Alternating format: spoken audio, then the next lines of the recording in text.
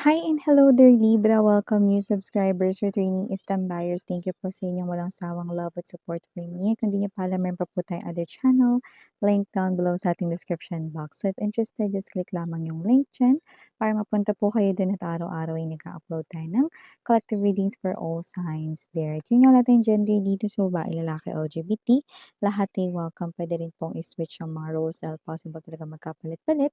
Kasi general reading ito ay at the end of the day, lahat ay may free will if you want to claim the messages at gawing guidance or hindi. So we're gonna take a look at your December 2025 messages. Cross-watchers ni Libra, welcome ka rin. May Libra placement sa natal/birth chart, welcome din po kayo. Alright? So, Archangel Michael, maraming salamat. Angel guides para sa palagiang presence ninyo sa reading ni Libra. Can we get messages for Libra, please? What does Libra needs to know? Can you please show me mga mensahe for Libra? Mga mensahe for Libra, please. December 2025 messages.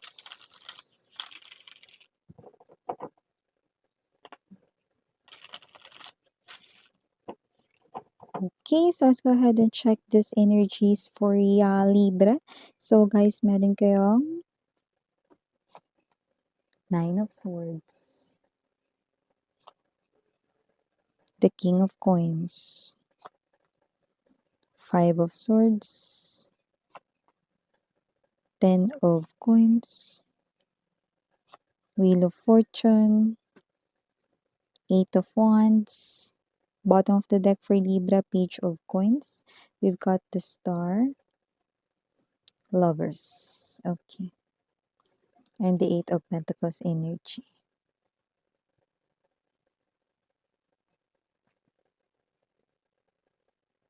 Okay, so Libra, mukhang meron ditong energy, no? Sa December, mukhang meron ka namang naitabi, may pera ka or magkakaroon ka ng pera. Okay, kasi meron dito nakuha na madadagdagan yung pera mo or ipon mo, no? At may lalapit sa iyo rito, pwedeng kamag-anak to or kamag-anak, pero pwede ring family member. There's bloodline na nakikita tayo rito, no? At kung sino man ito, no, ang sadya niya ay pinansyal. Okay, so maaaring may energy rito, no, na maaaring kayo ito na ewan mo, kibit-balikat ka rito, no, parang ayaw mo siyang pahiramin, yes, hihingi siya ng tulong pinansyal, sasadyain niya kayo rito, no, but because of the Wheel of Fortune energy, meron kasing past na parang um, sitwasyon specifically, no, na na-encounter kayo, no, involve yung tao na yan, na nagiging dahilan kung bakit parang ayaw mo siyang pahiramin ng pera ngayon. Puwedeng may utang pa yan sa'yo or hindi pa nagbabayad or puwedeng may energy rito ng hindi naman sa tungkol din sa pera yung nangyari noon, pero maaaring hindi maganda yung pangyayari na yun, 'no, na puwedeng nag-away, nagkasamaan kayo ng loob, 'no, ta's ngayon lalapit siya rito, 'no, 'yan. Parang may gano'n. Hindi naman sa nagtatanim kayo ng galit, pero kasi meron dito magre-resurface na old, hindi magandang memory, 'no, dun sa kamag-anak na yun or family member na yun, 'no. Pero yes, yung iba puwedeng nangutang dati 'di nagbayad ta's ngayon mangungutang 'di pa nga bayad. Tsaka ano ba, 'di ba December mangungutang, 'di ba? Yun nga yung parang ayaw ng iba na mangungutang ngayong December kasi ngayong December nga is dapat, 'di ba? Ito yung araw na dapat ay nakapaghanda na para 'pag may ipagbibigay sa mga inaanak, 'no, pamangkin, 'no, regalo sa mga kasama, 'no, or kilala sa life, may ganyan, 'no. So, maliban diyan may mensahe rin dito, Nine of Swords energy, Ten of Coins. I do see na mukhang kung ano man yung iniisip mo, 'no, na problema, 'no, sa loob ng inyong pamilya, ayan ay matatapos na. Maaaring may kaalitan, may katampuhan, 'no, na family member na lumalabas rito, puwedeng siblings, maaaring magkaayos na kayo. Pero yung iba, it could be your father, lumalabas kasi dito father figure, 'no, or parent, 'no, maaaring meron pa kayo ditong nakatampuhan, 'no, na family member, puwedeng magulang or kapatid, 'yan magkakaayos na rito. Pero yung iba, 'no, ano man ito, parang matagal ng isipin, puwede rin na merong may karamdaman sa family, 'no, na makakaramdam ng kaginhawaan.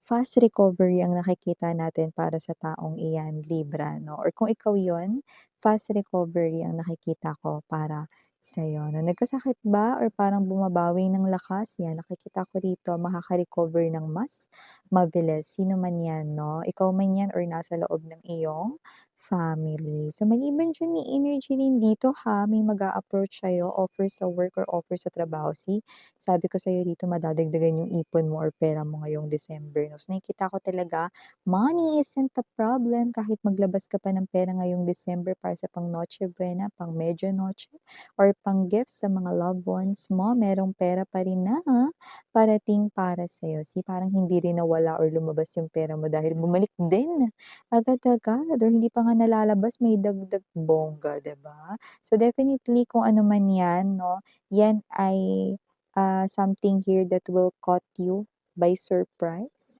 Eight of Wands energy, kung ano man ito 'no, this is someone here na hindi mo ine-expect na sa kanya manggagaling yang magandang balita, offer sa kaperahan 'no. Nakikita ko rito nagjo-join ka diyan dahil kung sino man 'yan mapagkakatiwalaan daw ang tao na 'yan 'no. Kilala mo siya 'no, kilalang-kilala mo kung paano rin siya kumilos at magtrabaho kaya alam mo na kung ano man 'yan, 'yan ay legit 'no at hindi scammer. Wow! So, maliban diyan meron din ako nakikita rito, try your luck, okey? Meron akong nakikita dito with the star and the five of swords energy. Okey, i-try mo ang iyong suwerte dahil mukhang masuwerte si Libra sa mga pa-contest, pa-games 'no. Yes, kasali ba diyan Miss Yan yung lottery? Yes, kasali ang lottery dito 'no, dahil nakikita ko dito 'no, sa aking vision right now, isang trophy. And it is not just a trophy, it's a golden trophy. 'Di ba iba-iba ang kulay ng trophy, may bronze, 'di ba, may silver. So, kung sino man ito na nakukuha ko rito, marami-rami sa mga Libra people ang posibleng siswertehin sa mga pa-games, sa mga pa-contest, or even sa lottery. Kaya naman, pang hinihintay mo, Miss Yan, alam ko nagtatanong kayo, ngayon ko na ba 'yan gagawin or sa December pa 'no? Puwede mo na 'yang gawin ngayon mga mahal dahil timeless tayo dito, okey? Or puwede mo 'yan ipagpatuloy hanggang December pero siyempre huwag niyong araw-arawin 'yan mga mahal 'no, dahil ang suwerte ay kumakalat naman sa inyong energy 'no. So, okey, ibig sabihin ko dito yung huwag kayong araw-araw tatayan. Siyempre mamaya maitaya niyo pa diyan yung pang-ulam niyo.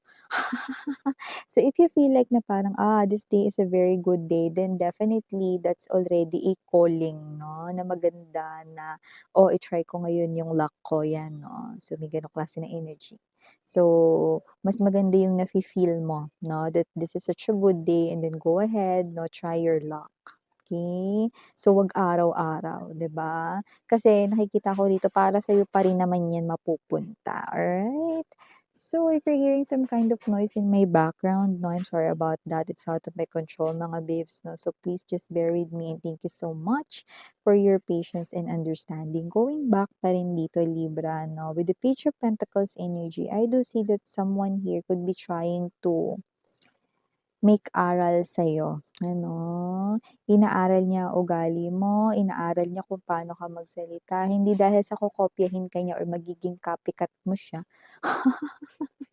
Kundi dahil meron itong paghanga sa'yo at hindi lang ito basta paghanga dahil nakikita ko sa isip niya rito puwedeng ito ay, yeah, I'm seeing rose, pinkish red rose sa kanya ritong mind or sa kanyang thoughts. So, definitely may plano itong ligawan ka sa future. Yes, new admirer, new love interest, new person, brand new, walang amoy luma. So, maliban dito Libra, may energy rin po rito that with the lovers, possible rito na ang ex mo ay namimili between you and the third party 'no, at high chance may clue kasama niya pa ang third party ngayon pero hindi na siya okay with the third party. Puwedeng nagsasawa na siya sa third party sa lumalabas rito 'no, Five of Swords energy or madalas na silang nag-aaway or na-realize niya na mas mahal ka niya. So, namimili siya rito 'no, kung ang third party ba o babalik na siya sa'yo. Pero yun nga 'no, nakikita ko rito na kung may lamang man sa kanya ritong pagpipilian, mas lamang na iwanan niya na yung third party talaga, ayan. So, posible ring may pagbabalik at mukhang hindi na 'to aabutin ng Pasko, maaaring kontakin ka ng ex-lover mo. So, yan mga babes 'no, maaari kasi mga babes naririnig ninyo ng malakas yung parang construction sa labas 'no, diyan na kasi yun sa may tapat ng bahay namin, eh, yung kapitbahay namin na mismong katapat namin. So, just, please bear with me na lang 'no, and thank you so much again sa inyong patience and understanding 'no. And yun nga 'no, tuloy na natin ito. Eight of Pentacles energy, possible rin dito 'no, na merong isa sa mga katrabaho mo dito ang maging savior mo. Possible na maaaring ma-pressure ka sa deadline or marami ka ritong gagawin, puwedeng tambakan ka ng trabaho or feeling mo tambak or madami yung trabaho mo, so tutulungan ka niya.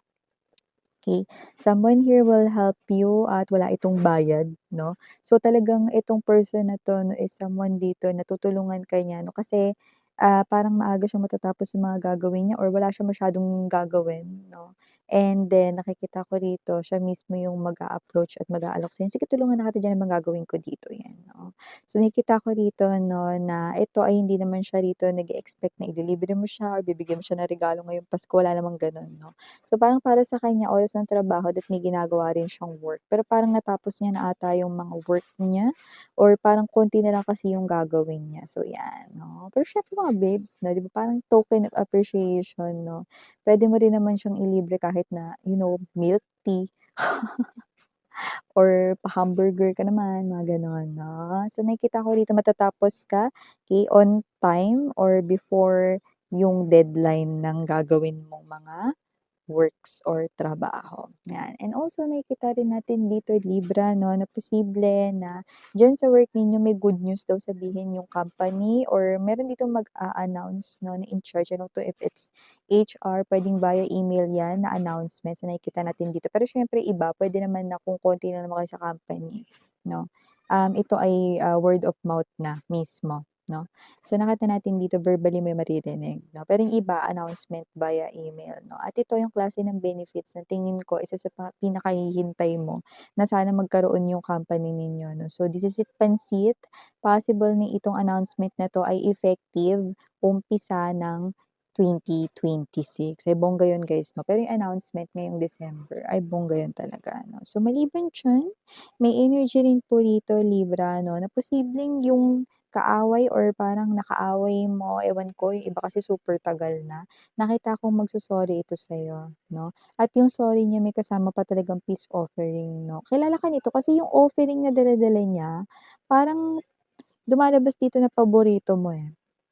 Eh, siguro ito yung dati mong friend na friendship over na kayo o kaya ito naman yung dati mo na parang nakaaway, yung iba hindi naman yung matinding away, parang sabihin natin ganito, nung nag-aaral kayo, ito yung person na puwedeng kakumpitensya mo sa mga academics, puwedeng ganyan.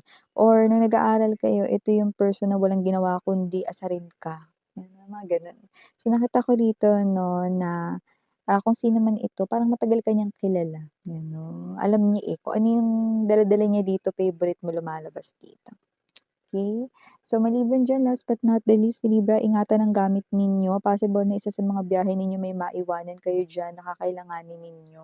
Yung iba hindi naman ito wallet, hindi rin ito cellphone 'no, pero nakikita ko rito na hindi pa rin kayo matutuwa dahil maiiwanan niyo ito 'no. Example, eh, hindi ko talaga nakikita kung ano yun, pero yun yung binibigay na mensahe dito. Bigyan ko na lang kayo ng example, payong, oh, 'di ba?